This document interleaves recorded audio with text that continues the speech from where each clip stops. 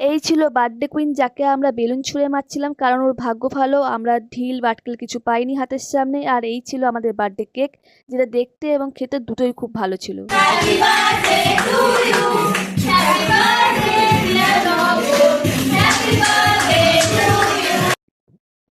তারপর আমাদের খাবার চলে এসেছিলো আর আমরা খেয়ে দিয়ে পুরো এনার্জি লেস হয়ে গেছিলাম। বাট ঋত্বিকার নাচ দেখে আমরা আবার আমাদের এনার্জি ফিরে পেলাম। আর নবনীতেরও মনে পড়লো ও আমাদের মিষ্টি মুখ করায়নি, তাই ও আমাদেরকে নিয়ে চলে গেল অরুণ আইসক্রিম পার্লারে, যেখানে গিয়ে আমরা দেখলাম 5 টাকার আইসক্রিম ছিল না, কিন্তু ওখানে দেখলাম কি ওখানে আইসক্রিম কেকও ছিল, যেটা দেখে আমার একটু লোভ লাগছিল। বাট যাই হোক, বন্ধুর টাকা বেশি খসিয়ে লাভ নেই।